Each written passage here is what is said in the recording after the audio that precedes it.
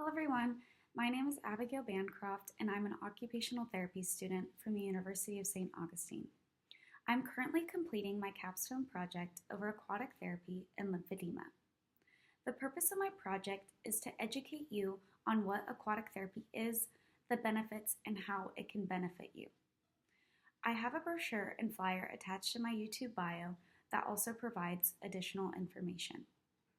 In the first session, you're going to learn basic exercises that will serve as an introduction to getting you into the water and comfortable performing exercises in the water.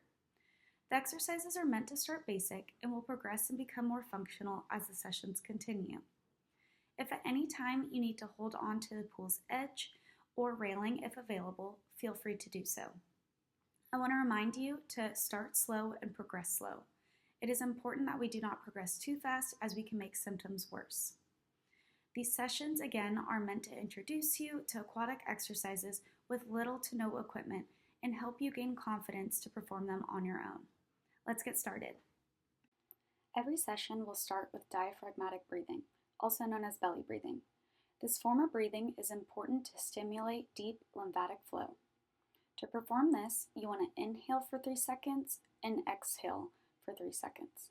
As you inhale, really focus on expanding your belly outward rather than lifting your chest. This will ensure that you're engaging the diaphragm effectively. Then during your exhale, your belly should flatten. You can put one hand on your belly and one on your chest to help you reference what is moving. Repeat this exercise 10 times. To start the warm-up, we will do some forward walking at a comfortable pace. Remember, if you need to hold on to the edge of the pool, you may do so. We will transition into some sidestepping. You'll take side steps in one direction for about 30 seconds, and then switch directions for the remaining 30 seconds. In the video, you will see one direction, and then I will switch to the other direction.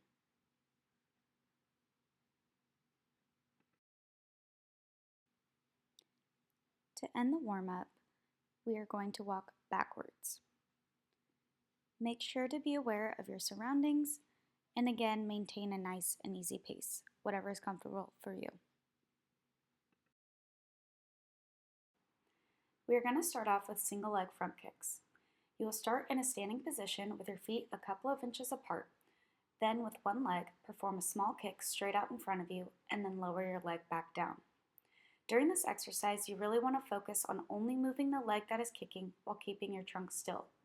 If someone were to watch you outside of the water, your trunk should not be moving.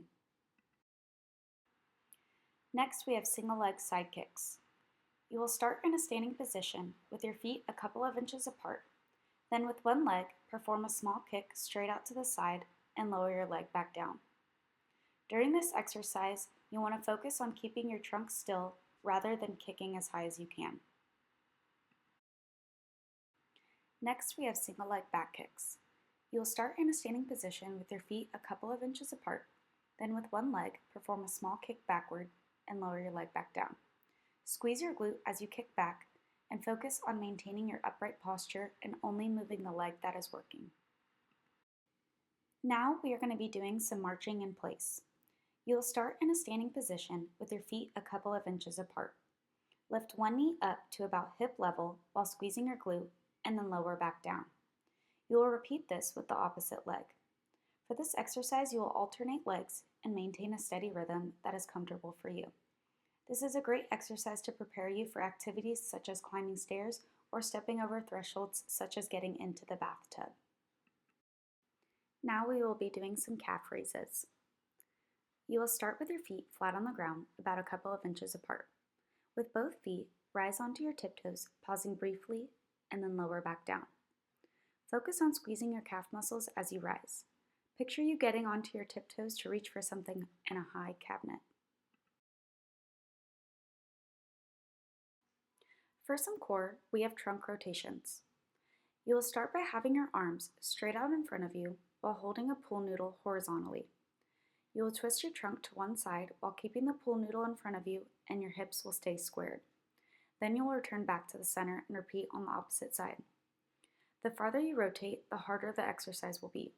If this feels challenging, keep your range of motion small and then gradually increase it as you get more comfortable.